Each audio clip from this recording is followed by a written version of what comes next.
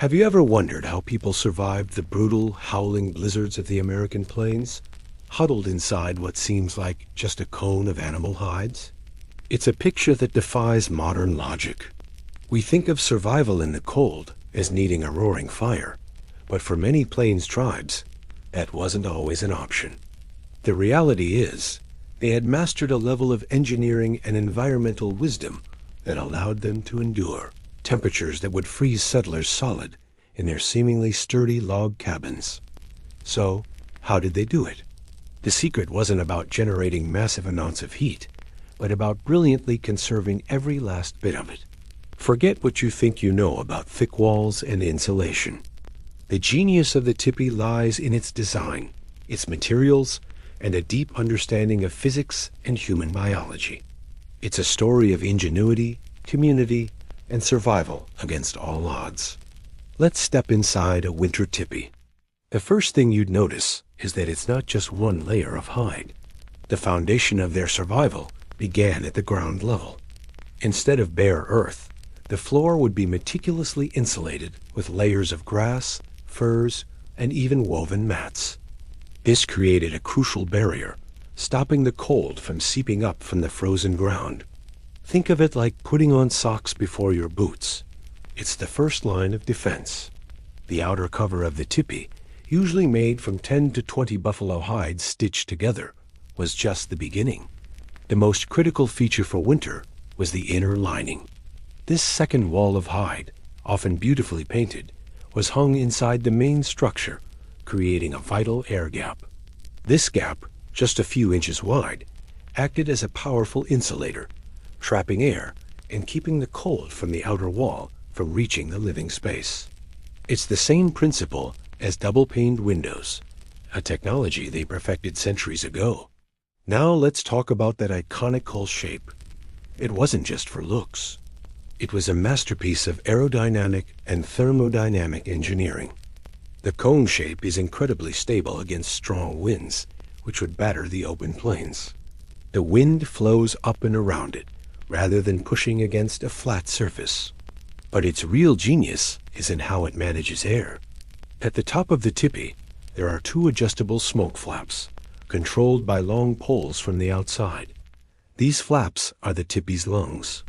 They could be precisely positioned to create a draft, pulling smoke out if there was a small fire, and more importantly, creating a constant, slow circulation of air. Warm air, being lighter, naturally rises. The smoke flaps would allow the stale, colder air at the top to escape, drawing fresh, warmer air from the insulated living space below upwards.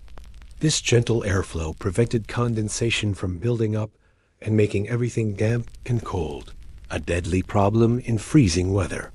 The entire structure worked like a natural chimney, a self-ventilating, heat-circulating system that was elegant in its simplicity. But what about those nights when firewood was scarce, or the blizzard was too fierce to even attempt a fire?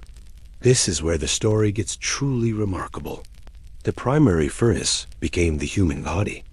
An average adult at rest generates about the same heat as a 100-watt light bulb. Now, imagine a family of 5 or 6, plus their dogs, all huddled together inside this incredibly efficient, insulated space. Their collective body heat, trapped by the double-walled Tipi and the insulated floor, would be enough to keep the internal temperature survivable, well above the deadly sub-zero conditions outside. This is where community became the ultimate survival tool. Sharing a confined, well-designed space wasn't just about comfort. It was a matter of life and death.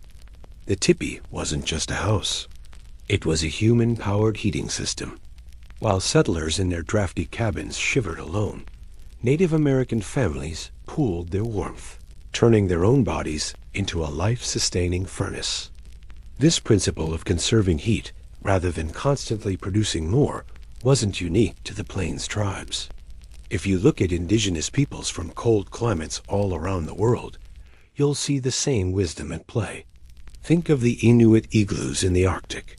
Snow is a fantastic insulator, and the tunnel entrance, built lower than the main living area, traps cold air. preventing it from entering the dome where body heat and a small lamp can raise the temperature dramatically. In Siberia, nomadic groups used similar conical tents, called chum, insulated with reindeer hides. In Scandinavia, the Sámi people used the lavvu, another tipi-like structure. The materials and specific designs were different, tailored to their local environments, but the core principle was identical. Insulate from the ground, create an air gap, manage airflow, and use collective body heat. It's a universal solution discovered by peoples who lived in tune with their surroundings, a testament to human ingenuity in the face of nature's harshest challenges. So, what can we learn from this ancient wisdom in our modern world? The lessons are surprisingly relevant. The Tipi teaches us that the first step to staying warm isn't to crank up the thermostat. It's to stop heat from escaping. Think about your own home. How much heat are you losing through drafty windows, uninsulated floors, or a poorly sealed attic? Sealing those leaks is the modern equivalent of the Tipi's inner lining. Insulating your home from the ground up, starting with your basement or crawl space, is the same principle as the Tipi's insulated floor. The Tipi also reminds us of the power of community. During a power outage in winter, the safest advice is often for family members to gather in a single, smaller room to pool their body heat. It's the exact same strategy used on the plains centuries ago. It's a shift in mindset from brute force heat production to intelligent heat conservation. The Tipi is more than a historical artifact. It's a timeless blueprint for survival and sustainability. The survival of Native Americans in the harsh winters of the plains wasn't magic. It was a result of meticulous observation, brilliant engineering, and a deep respect for the laws of nature. They understood that in the battle against the cold, working smart was far more effective than working hard. The Tipi stands as a powerful symbol of this wisdom, a structure that appears fragile, but possesses a hidden strength, a design that looks simple but is deeply complex, and a home that harnessed the very warmth of the people inside it to keep them alive. It reminds us that sometimes the most effective solutions are not the biggest or the most powerful, but the most intelligent and harmonious. Thank you so much for joining me on this journey into the past. I hope it's given you a new appreciation for the incredible ingenuity of the Plains tribes. If you found this fascinating, please hit that like button and consider subscribing for more stories about history, survival, and the amazing wisdom of ancient cultures. I'd love to hear your thoughts in the comments below. Stay curious, and we'll see you in the next video.